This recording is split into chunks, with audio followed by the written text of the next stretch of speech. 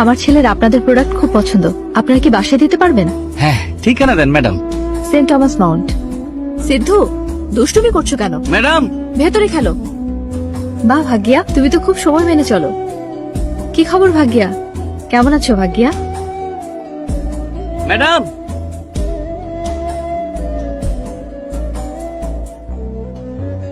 Madam. হ্যাঁ ভাগ্যা, হ্যাঁ, আমার ছেলে ঘুমাচ্ছে, তুমি বাইরে রেখে যাও, আমি নিয়ে নেব। ফুলের টবের নিচে টাকা রাখা আছে।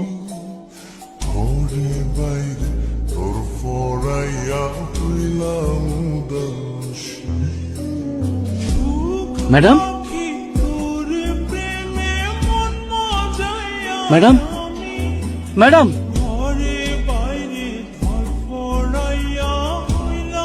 আপনার ছেলের নাম করে এসব কেন কিনতেন? আপনার ছেলে তো বাইসা নাই, ঘরে চারদিকে ক্যামেরা বসানো। আপনার এই অবস্থা কেন? এসব কেন করতেছেন? এখন সত্যি করে কর, নাইলে সবারই কয় দেবো। আমার স্বামী রোড অ্যাক্সিডেন্টে মারা গেছেন। আমার একমাত্র ছেলে সিদ্ধুই আমার বেঁচে থাকার একমাত্র কারণ আর অবলম্বন ছিল। ওর জন্যই আমার জীবন ধীরে ধীরে বদলে যাচ্ছিল, কিন্তু এই সুখ বেশি দিন টিকল না। ওর শরীর দিন দিন খারাপ হচ্ছিল। আমি ভেবেছিলাম সাধারণ জ্বর হয়তো। ওর সিটি স্ক্যান করা হলো।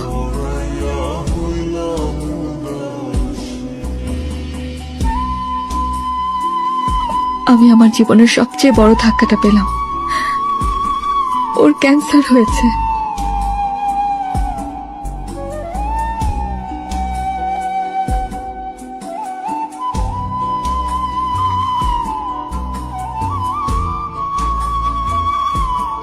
আমরা অনেক চিকিৎসা, অনেক চেষ্টা করেছি, সবকিছু ব্যর্থ হলো। এটা আমি কোনোভাবেই মেনে নিতে পারছিলাম না। ডাক্তাররা বলল জাঙ্ক ফুডের কারণে এমন হতে পারে, হয়তো জাঙ্ক ফুড থেকে ওর এই রোগ হয়েছে। পরে আমি এই বিষয়ে ডাক্তারের কাছ থেকে আরো বিস্তারিত জানতে চাইলাম। আমরা টিভির বিজ্ঞাপন দেখে জাঙ্ক ফুড কিনে ফেলি, কিন্তু এগুলো মান নিয়ন্ত্রণ করে বানানো হয় না। এটাতে আসলে ন্যাচারাল কোনো উপাদান থাকে না। আমাদের ডেইলি লাইফে যে ফুডগুলো খাই, যেমন নুডলস, জুস, বিস্কিট, এসব খাবারে ন্যাচারাল উপাদান না দিয়ে নিম্নমানের উপাদান আর কেমিক্যাল দেওয়া হয়। বাচ্চারা এসব খাবারে আসক্ত হয়ে পড়ে আর বারবার খেতে চায়, কারণ এগুলো খেতে বেশ সুস্বাদু হয়, রং আর গন্ধও খুব সুন্দর হয়। এই খাবারগুলোর বিজ্ঞাপনও অনেক বেশি রংচং আর মিউজিক্যাল হয়। পছন্দের তারকার গলা বা অভিনয় দেখে বাচ্চারা প্রোডাক্টের প্রতি আরো আকর্ষিত হয়। এছাড়াও ফ্রি গিফট তো আছে, ট্যাটু আছে। বাচ্চারা ডোপামিন রাশের কারণে এসবের প্রতি নেশাগ্রস্ত হয়ে পড়ে।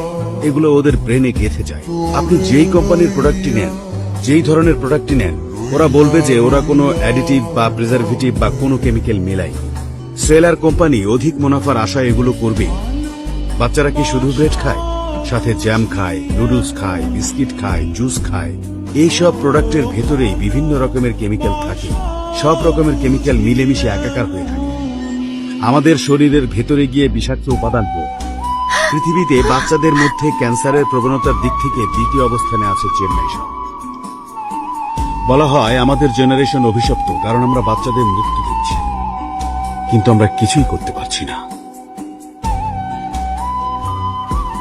আমার বাচ্চার মৃত্যুর প্রতিশোধ নিতে আমি স্যাফরন কোম্পানির বিরুদ্ধে কেস করে দেই।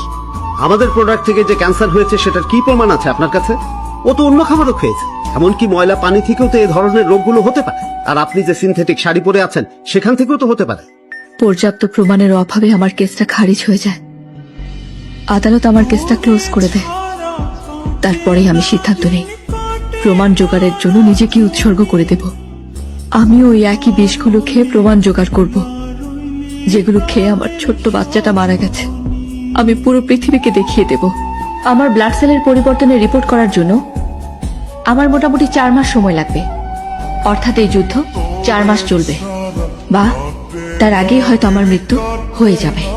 আমি 24 ঘন্টা আমাকে মনিটর করার জন্য সার্ভেইলেন্স ক্যামেরা সেট করে